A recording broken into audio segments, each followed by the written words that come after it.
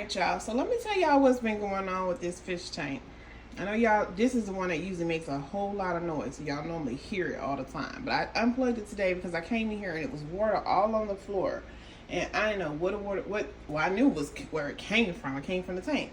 But I didn't know how until I think it has to do with this little hose right here being underneath the thing. Maybe it's squeezed or made a hole into it. I don't know. But to be on the safe side, I unplugged it. And just kind of unplugged it for now. So I gotta figure it out. I'm gonna drain a lot of the water out so I'll be able to lift it up off of there so I can pull the cords from under there. Because I think that's what it is. Because I don't see water actively coming out of any of the seams or anything. So that's what it gotta be. But anyway, y'all, I lost my big fish, Dory.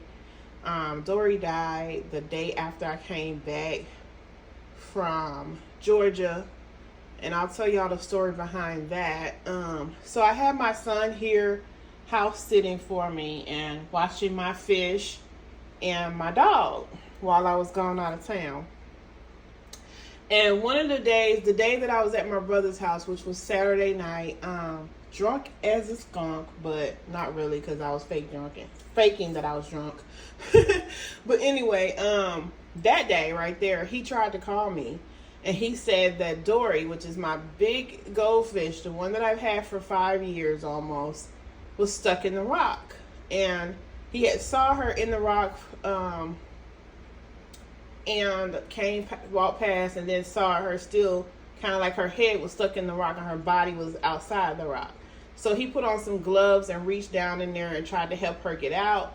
When he got her out, she had these bite marks on her. So I don't know if it was Biggums, the rockfish. You know the fish that's always in the rock? I don't know if Biggums was attacking her while she was stuck in the rock or what.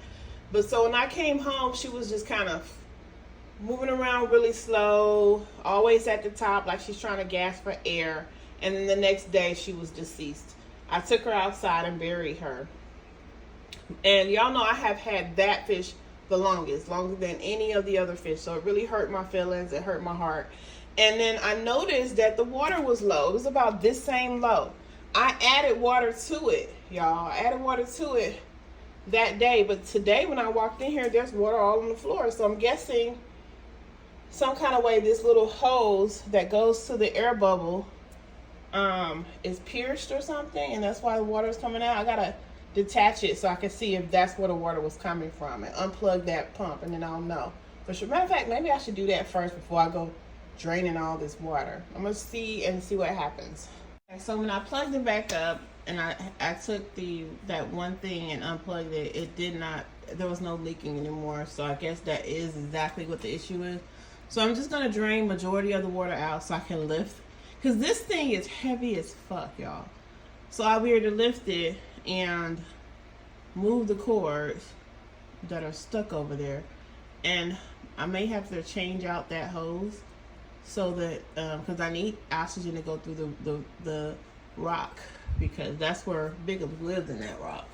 So it has to have that circulation of air going through it. So I may have to cut that hose and bring that air thing up to the top or something. I don't know. I'm just gonna figure it out.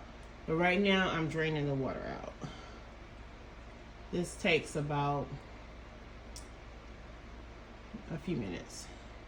Water is almost completely drained, which I'm not draining it all the way out. I'm gonna leave them about an inch inch and a half of water, just enough that they can stay at the bottom so I can do what I need to do and go ahead and vacuum the bottom of the aquarium up. But this is a very big aquarium. Alright, you guys, so I took all the water out. I managed to pull the cords from underneath the tank.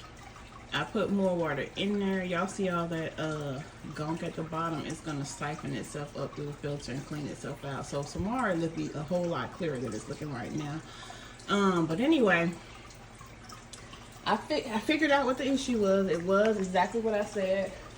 It was a little thing right here. This goes, it hooks up to that little gray thing right there, and it goes down into the rock, which gives it the oxygen that goes through the rock. So I gotta I'm just gonna replace this whole situation the next time I go by the pet shop. It's not necessary. I don't have to have it in there. They'll be okay without it. But I am gonna do that. I'm gonna take the whole thing with me and let them give it to me again.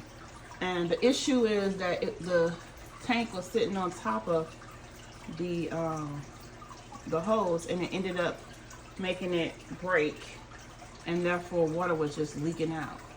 Could have caused a fire. Could have caused a lot to happen. I'm gonna put a fan over here because as you can see, look at all that water. I'm gonna put a fan over here and blow this dry or whatever. And yeah, that's that. Got it back up and running. Ain't no leakage or anything like that because it wasn't the tank leaking. It was just that hose had. I think I should dry this a little bit more. I'm gonna dry this a little bit more, y'all. But everything is all good now. All right. Put a fan right there so I can go ahead and dry all that up, and I'll be back to check on it.